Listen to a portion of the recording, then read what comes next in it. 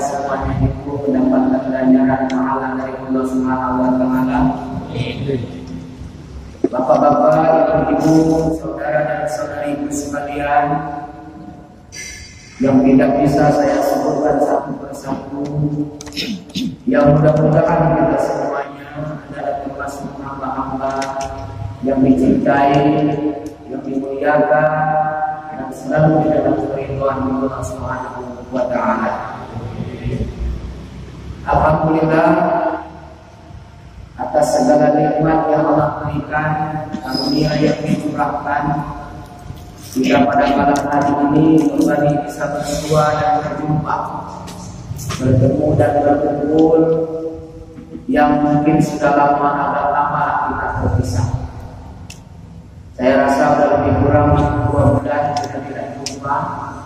Saya juga jarang untuk sholat berjamaah di sini karena maaf, bukan satu atau 2 masjid sholat yang harus saya datangi. Nyaris di dalam beberapa waktu ini saya dihampir tiap malam ini ya untuk mengadakan taklim seperti ini.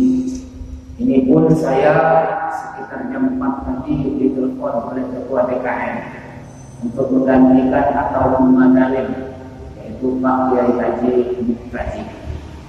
Namun tentunya bersama kita ini semoga Allah Subhanahu wa taala curahkan.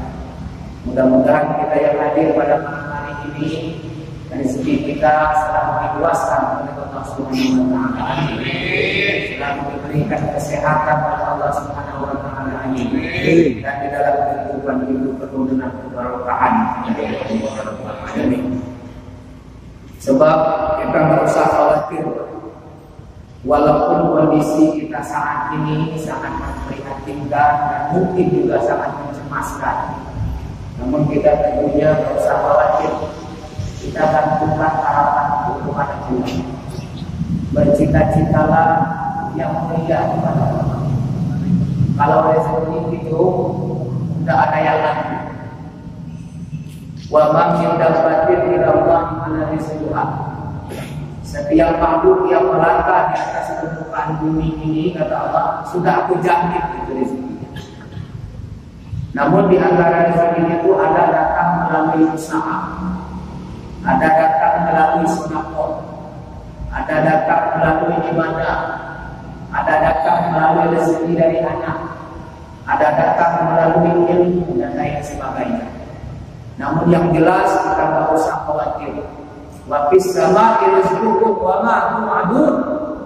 Rezeki kamu itu sudah dicatat di langit dan Allah sudah berjanji akan memberikan. Jadi kalau Allah berjanji itu tidak akan pernah dipungkiri, Pak. Tidak kayak berjanji dengan saya. Kalau berjanji dengan saya bisa dipungkiri.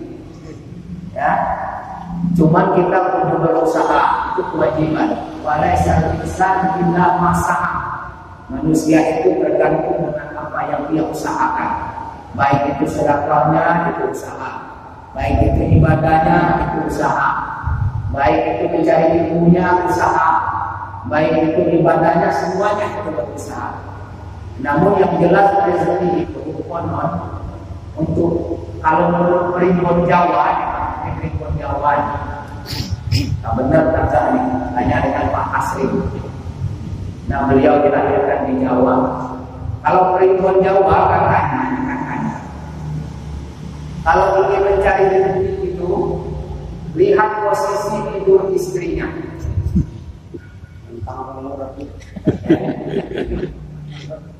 Kalau istri kita itu sering tidurnya arahnya ke barat, maka cari istri arah ke barat. Kalau istri kita itu sering tidurnya arah ke timur, itu cari rezeki arah ke timur. Kalau istri kita itu tidurnya tertutup ataupun terkurang, itu cari utara dan selatan. Nah kalau rezeki kita itu tidurnya terlentang, itu nggak perlu pergi kemana-mana. Kenapa? Karena rezekinya sudah ada di depan mata.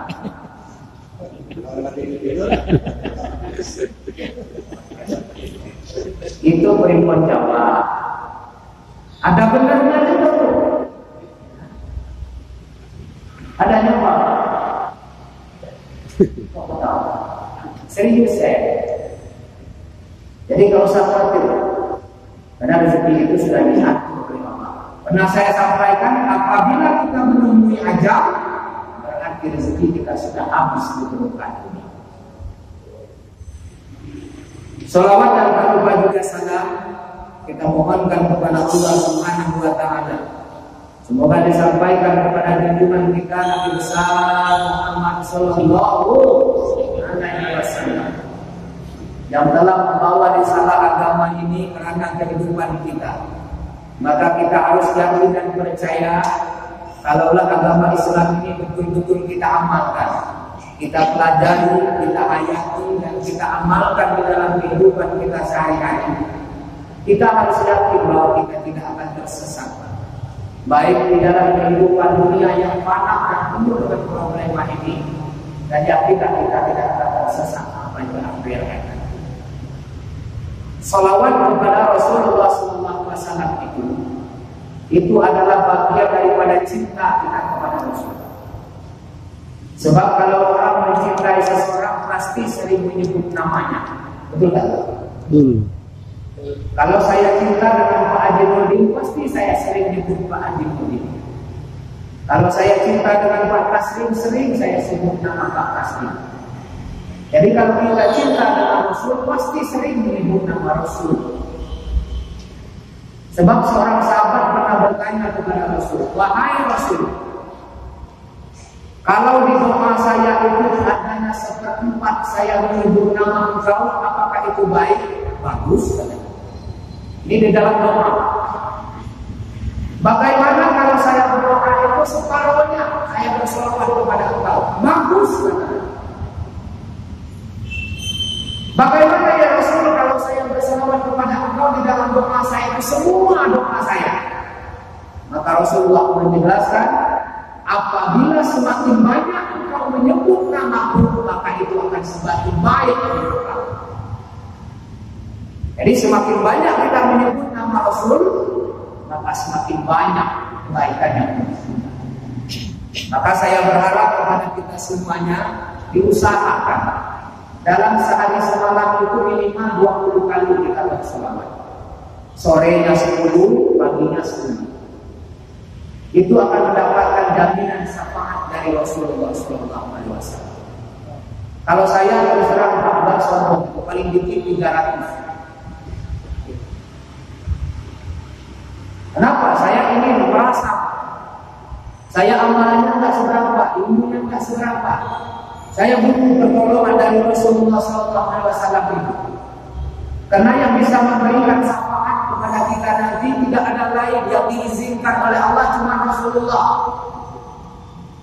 Begitu kita berada di padang mahsyar dalam keadaan panas, pengadilan belum dibuka, maka datang kita berbondong-bondong, berombong-rombongan menghadap Nabi Adam. Wahai Adam, wahai Nabiullah Adam, wahai Adam alaihissalam, tolong percepat pengadilan kami ini.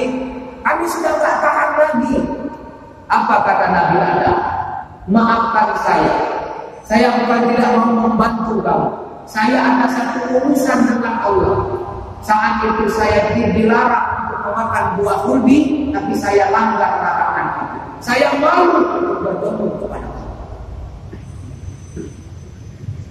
Ngadu lagi rombongan itu kepada Nabi Nuh. Wahai Nuh, ini belum diapa-apakan untuk cepat diproses saya. Wahai Nuh, tolong doakan kepada Allah yang Nuh, tolong dipercepat proses pengadilan di akhirat ini. Kami sudah tak tahan lagi. Apa kata Nabi Nuh? Saya malu berdoa kepada Allah karena saya disuruh untuk umat saya supaya menyembah kepada Allah, tapi ternyata anak saya sendiri tidak mau menyembah kepada Allah. Anaknya bernama Kanan. Ngadu lagi kepada Nabi Ibrahim. Wahai Abul Anbiya. Nabi Ibrahim itu julukannya Abul Anbiya, bapaknya para nabi.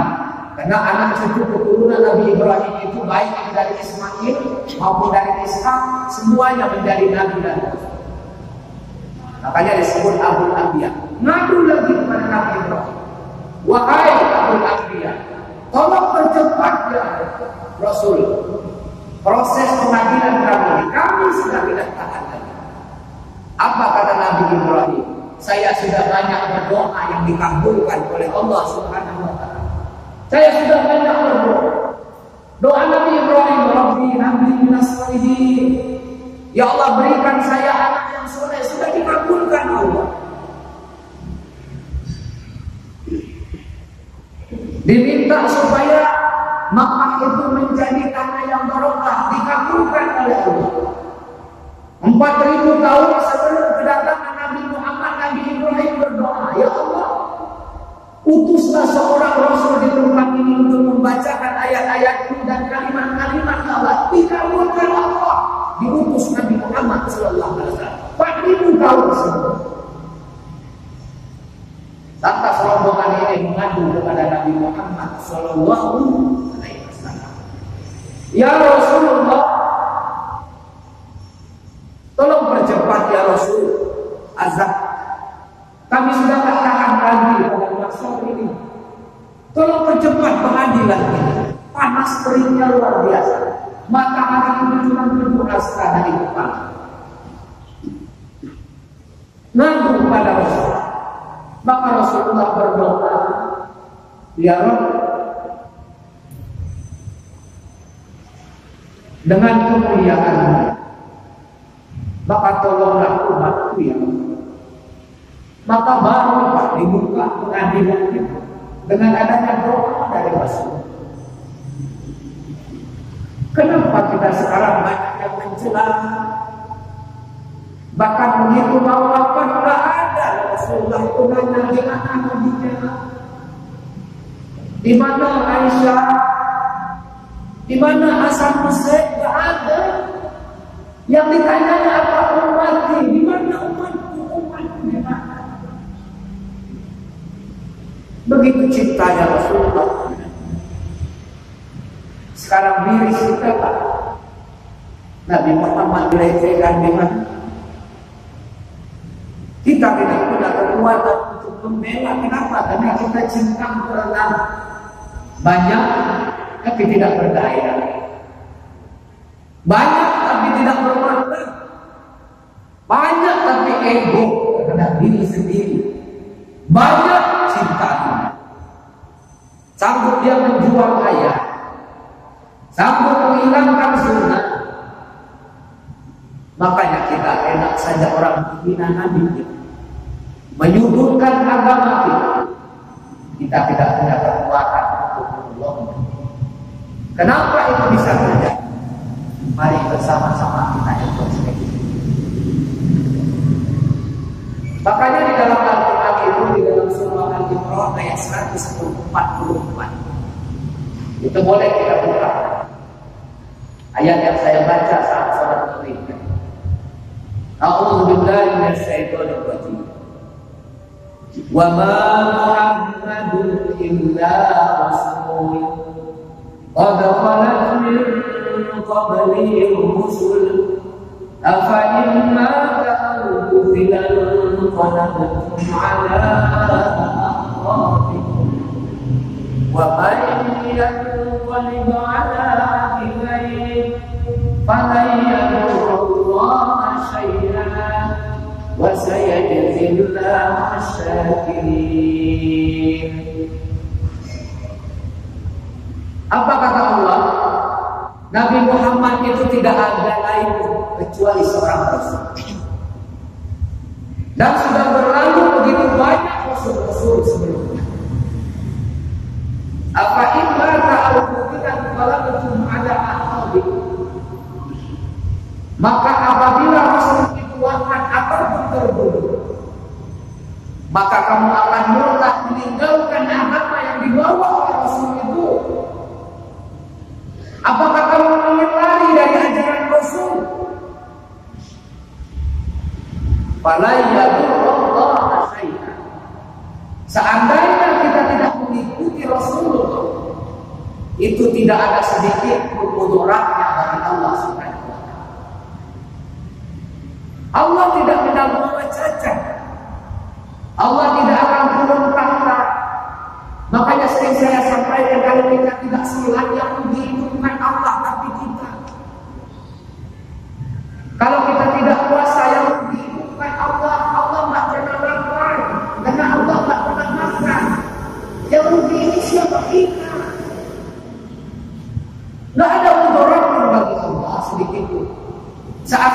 semua sunnah ini kita tinggalkan, gak ada sedikit pun mudarat dari Allah Subhanahu wa taala. Mudaratnya kembali kepada kita. Wa sayajzillahu syakirin. Allah itu akan memberikan ganjaran kepada orang yang pandai bersyukur. Kenapa ayat ini ditutup? Allah akan memberikan ganjaran kepada orang yang pandai bersyukur. Artinya apa? Semestinya kita bersyukur diutusnya Rasulullah Sallallahu Alaihi Wasallam kepada kita.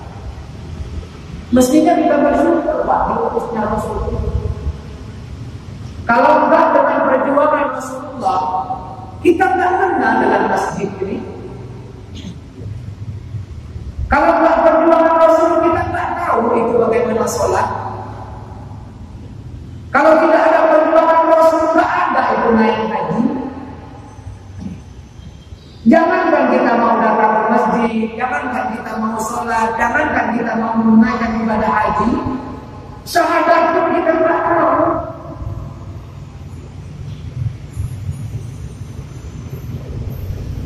Makanya orang yang bersyukur itu pertama syukuri nilai keimanan.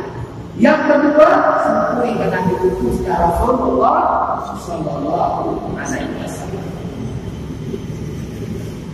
Nah kita harus pahami bagaimana sunnah Rasulullah. Nah mengenai jati diri Rasulullah itu ada dua hal yang perlu kita ketahui. Walaupun Ustaz Kiai juga sudah menyampaikan berbagai macam bentuk retorika dan dinamika di dalam pendakwaannya, saya ingatkan di diri Rasulullah itu cuma ada dua hal yang harus kita ketahui dan harus kita pegang. Yang pertama adalah tentang kepribadiannya. Yang kedua tentang ajaran yang dibawanya. Dua itu saja. Tidak perlu yang lain-lain. Pribadi Rasul itu bagaimana? Itu kita ketahui.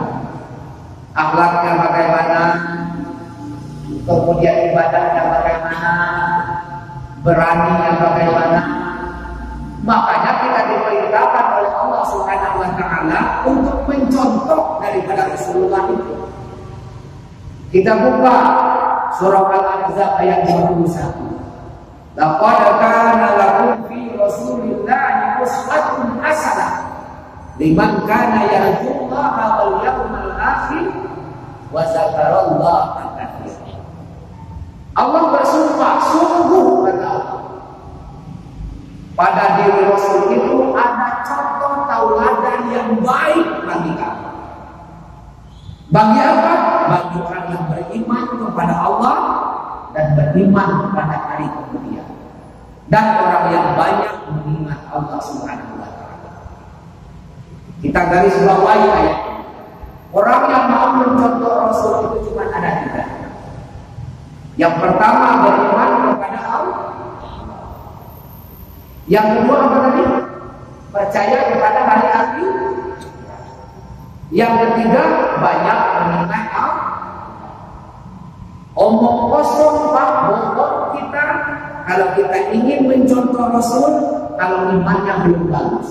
Percaya kepada akhirat tidak, kurang mengingat Allah, omong kosong kita mau mengikuti jejak daripada Rasulullah Sallallahu Alaihi Wasallam. Jadi tentang bagaimana sepak kerja Rasulullah itu, semuanya bisa dicontoh. Karena Rasulullah itu merupakan figur sentral yang kepribadiannya multi kompleks. Kalau kebetulan kita sebagai pejabat, beliau itu adalah presiden. Kalau kebetulan kita ahli ibadah, beliau adalah orang yang paling banyak dan sempurna ibadah. Kalau kebetulan kita sebagai kepala rumah tangga, Rasulullah SAW itu mempunyai anak dan istri. Kalau seandainya kita ingin berpedoman kepada Al-Quran, akhlak Rasulullah itu khuluqul Quran. Akhlaknya Nabi Muhammad itu kata Aisyah adalah Al-Quran. Jadi akhlak Nabi Muhammad itu yang lihat saja Al-Quran. Karena Aisyah yang menjelaskan.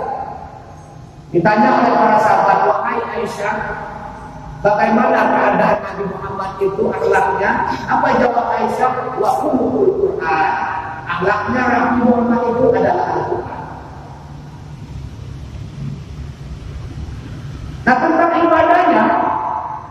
Sifat ibadah Rasul itu ada 3. Ini terutama ibadah sholat. Perhatikan.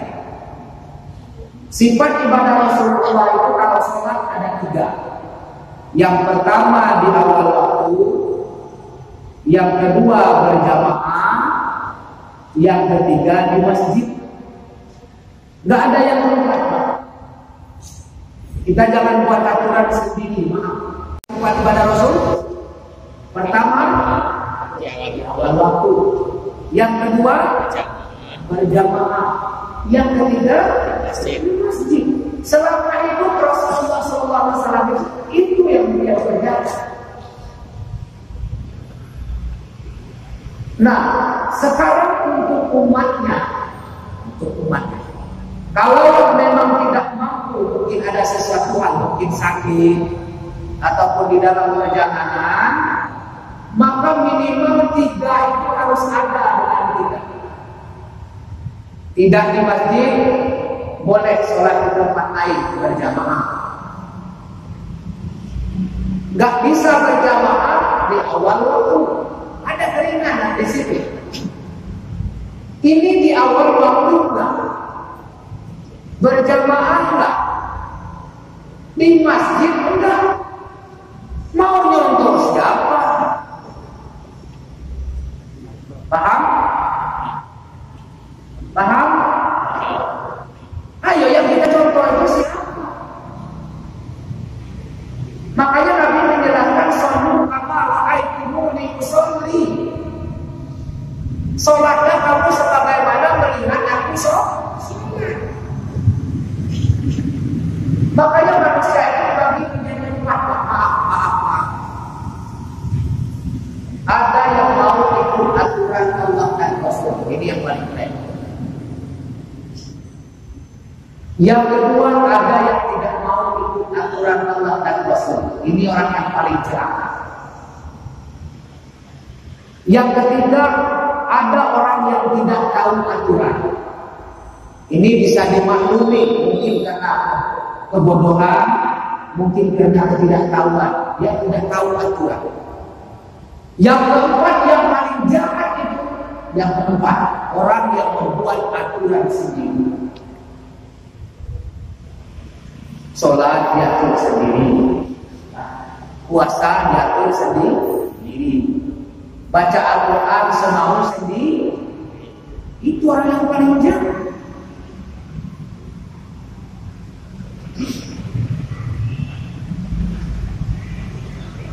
Kita kira-kira masuknya di mana nih?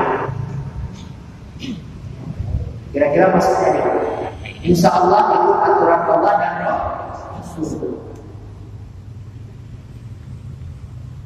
Jadi jangan sampai kita membuat aturan sendiri. Itu tentang ibadah. Kemudian tentang akhlaknya, nggak bisa diragukan lagi.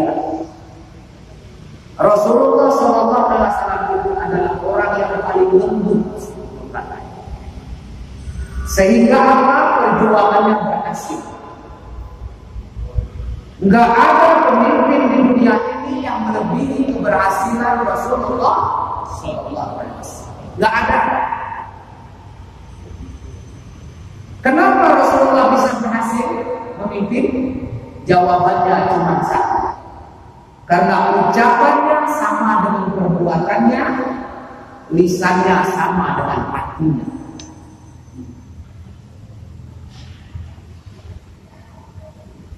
Kegagalan seseorang di dalam memimpin seringkali tidak pernah koneksi antara ucapan dan perbuatan. Maaf, kita mungkin sebagai orang tua, kenapa kita gagal di dalam mendidik anak kita?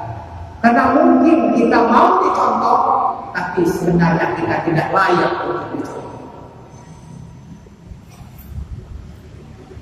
Maka banyak orang sekarang itu banyak bisa memberikan contoh, tapi tidak pantas untuk sebagai contoh.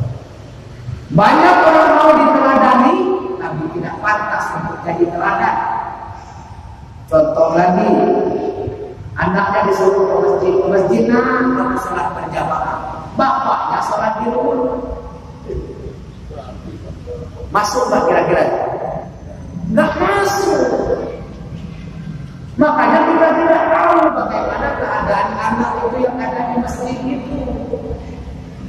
dia ribut, apakah dia main, apakah dia sholat, apakah enggak. Kenapa? Bukan kita yang mengajak, tapi kita yang menyuruh. Yang dicontohkan oleh Rasulullah apa? Umur 2 tahun Hasan dan Husain itu sudah diajak oleh Rasulullah masuk ke dalam Islam. Suatu saat Rasulullah itu sujudnya lama kan. Para sahabat ini udah bingung ini. Kok wahyunya turun lagi sujud? Ditunggu belum juga tegak masuk. Ditunggu belum juga tegak. Ditunggu. Para sahabat ini tidak ada lain pikirannya. Oh, ini wahyu lagi turun. Rupanya apa? Hasan dan Husain naik ke pundak Rasulullah. Ini dalil boleh membawa anak ke masjid. Gak ada larangan, Pak. Tapi Rasulullah tadi saya ingatkan menyuruh atau membawa? Apa tadi, Pak? Menyuruh atau membawa? Membawa. Jadi jangan kita buat aturan sendiri. Sekali lagi saya mohon maaf. Saya ingatkan, jangan membuat aturan sendiri. Kita bawa anak. Kita ingin, Pak, terus terang generasi itu harus berjalan. Kalau kita sekarang umur 50 tahun, kalau menyontoh Nabi berarti 63 tahun, itu tinggal 13 tahun lagi. Siapa yang akan mengisi masjid yang besar ini? Itu nanti anak cucu kita yang generasi 15, 20, 30, 40 tahun yang akan datang. Mereka yang akan mengisi masjid. Tapi kita yang membawa. Ini kalau ditegur oleh BKN, ditegur oleh pengurus, kamu jangan ribut, ngadu dia dengan kita yang marah. Dibilang BKN-nya cerewet, dibilang BKN-nya jahat. Ini kesalahan. Makanya di dalam pembinaan itu kita tidak berhasil. Kenapa? Karena lain ucapan dengan perbuatan. Contoh lagi, mencari pemimpin sekarang.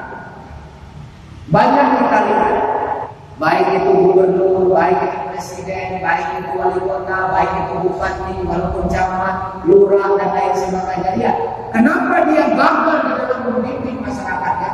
Karena lain hati, lain ucapan,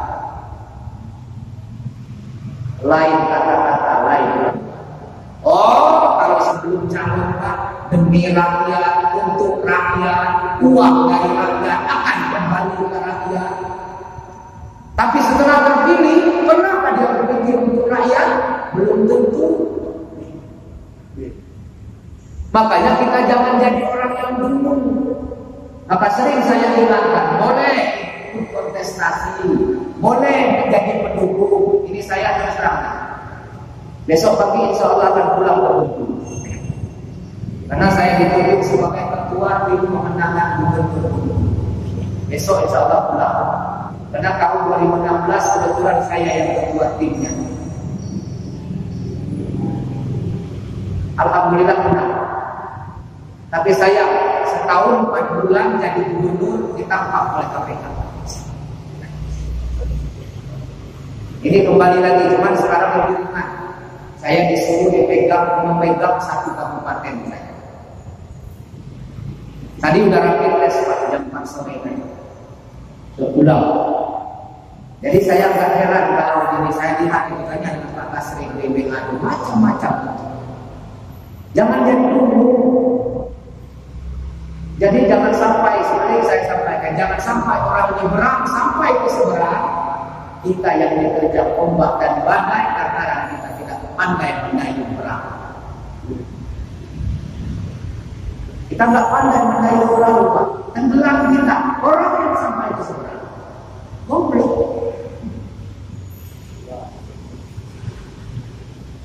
Boleh berbeda pilihan, boleh. Demokrasi itu diatur oleh undang-undang.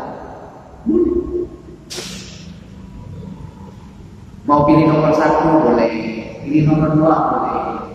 Tapi dengan tetangga harus rukun. Dengan masyarakat sekitar harus sama-sama, gitu. Nggak boleh gotok-gotokan. Kamu nggak pilih saya. Dan saya ingatkan sedikit Pak, ini kebetulan nanti ingatnya. Kalau seandainya nanti ada baju paslon, itu jangan sampai dipakai sholat ke masjid. Apabila dia di saf paling depan, nanti yang di belakang nih coblos nomor 1, itu yang dibacanya. Nanti tidak usul. Jadi baju-baju partai, baju-baju paslon di bawah sholat. Gak apa-apa, kita gak apa-apa, yang penting bersih. Gak ada perbuatan di dalam agama Islam harus baju yang baru, tidak. Apa bunyinya? Ya bani Adam kulu zinatakum inda kulli masjid. Wa kulu washrabu wa la tusrifu. Innallaha la yuhibbul musrifin. Hai anak Adam, hendaklah kamu memakai baju yang baik, yang indah apabila kamu masuk ke dalam masjid. Makan dan minumlah, tapi jangan berlebih-lebihan.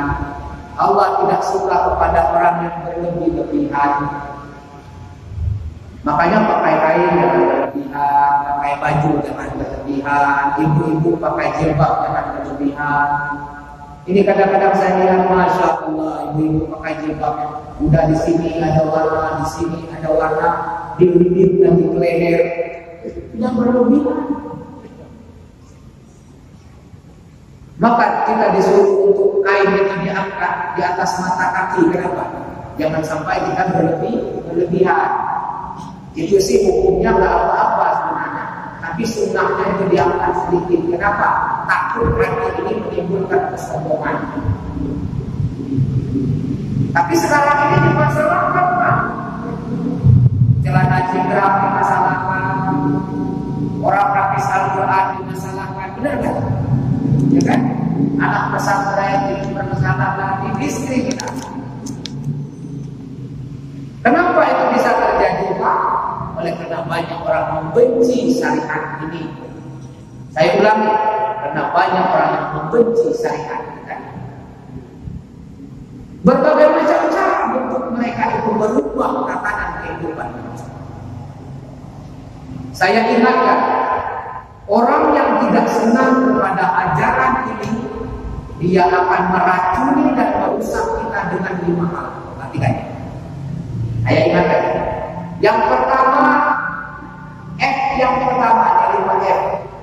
Yang pertama dengan food namanya, makanan. Jadi kita ini dirusak dengan makanan, diracuni dengan makanan. Makanya seringkali kita lihat labelnya label halal, tapi isinya isi haram. Dengan kata lain, mereknya Jakarta, isinya adalah babi.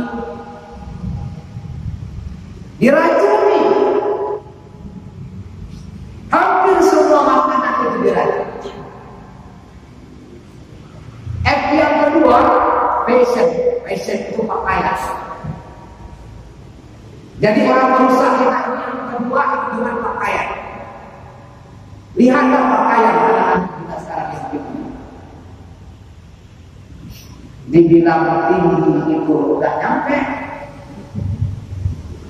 Kalau nunduk kelihatan di pangkal, kalau tegak kelihatan di dada. Lihatlah. Dirusak dengan pakaian. Makanya berhati-hati anak-anak kita, remaja putri, istri kita di rumah, pantau itu kalau dia mau beli pakaian. Harus sesuai dengan syariat yang diajarkan kepada. Jangan dibeli pakaian beda ambar, jangan dibeli, Pak. Itu film India. Yang pusarnya kelihatan film India. Paham? Yang ketiga dirusak dengan film. Lihatlah filmnya. Tonton contohnya Indonesia. Apa kerjanya itu? Nikah, istrinya jahat dengan orang tuanya, kemudian diceraikannya, nikah lagi, berebut harta, itu aja isi. Pernah nonton film Indonesia? Iya, Pak. Itu dirusak anak kita. Lihatlah kalau waktu maghrib, Masya Allah, filmnya akan bagus. Waktu subuh, filmnya akan bagus.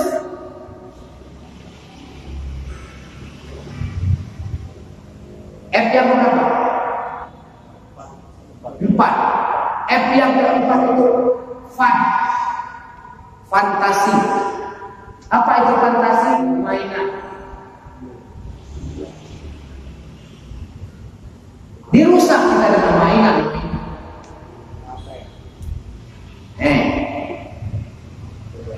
Jadi iblis. Kalau nggak benar cara kita memanfaatkannya, ini iblis yang paling kasar. Saya pernah pulang dari jalan, bukan cuma di sini, saya pulang jam 4 pagi, kadang di jembatan.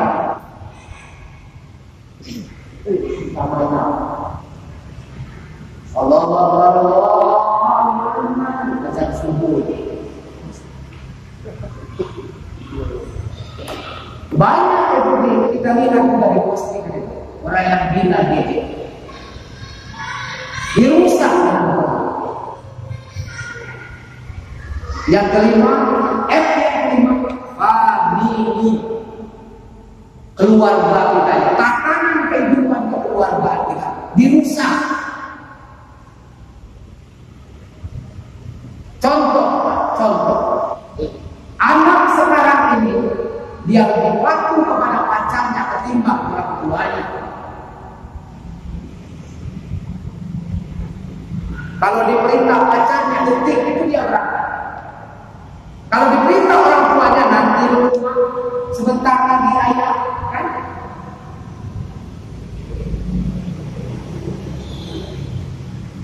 Padahal yang akan membentuk jiwa manusia itu ada 3. Pertama keluarganya, yang kedua lingkungannya, yang ketiga pendidikannya. Oke, kita lihat. Keluarga sudah dirusak.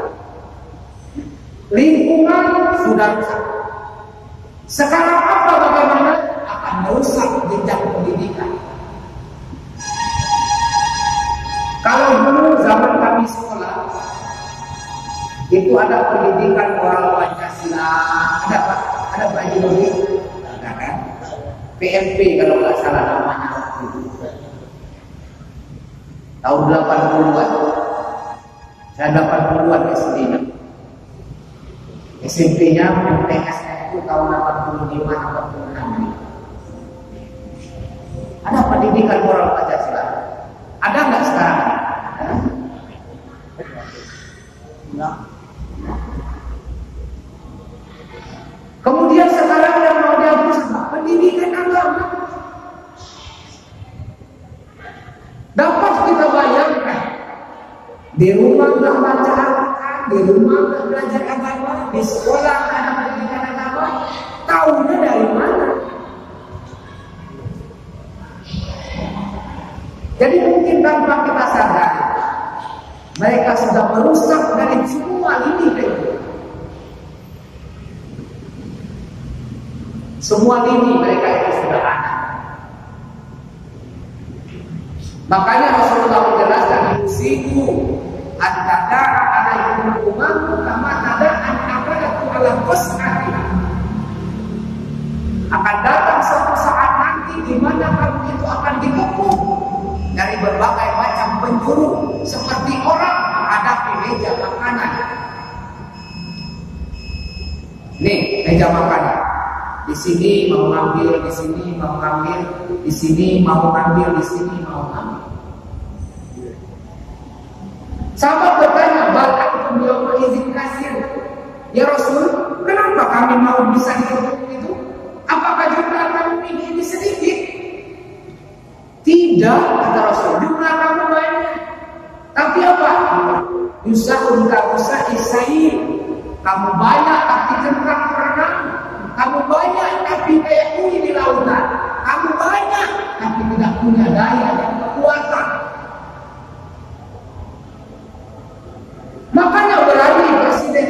Emmanuel Macron itu menghina Nabi, kita tidak punya kekuatan. Kalau kita keluar nggak berani dia begitu. Terakhirnya apa? Dunia wakarahnya maut. Kita bisa dikepung sedemikian rupa itu karena kita terlalu cinta kepada dunia dan takut sekali pada mati.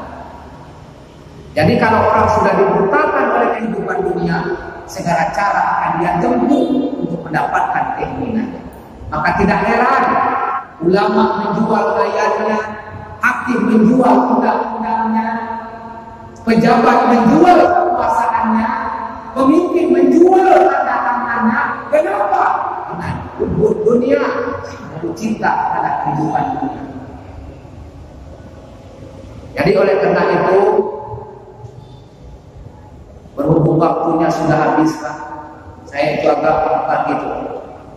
Kalau melihat tentang keadaan kondisi kita saat ini, Rasulullah begitu dilecehkan itu, aduh Pak, tak bisa saya ucapkan, makanya saya tadi menangis. Maka kita doa kepada Allah Subhanahu Wa Taala semoga umat ini selalu kuat di jalan Islam. Mudah-mudahan kita wala tamutunna illa wa antum muslimun. Jangan sampai kita wafat meninggalkan dunia ini kecuali di dalam keadaan muslim atau selamat dunia dan selamat akhirat. Demikian, terima kasih, mohon maaf saya tidak punya tendensi apa-apa, ibu murni. Mudah-mudahan dengan adanya rasa cinta kita ini, al-mar'u man ahab, kata Nabi, orang itu akan berkumpul di surga bersama orang yang dicintai. Demikian, assalamualaikum warahmatullahi wabarakatuh.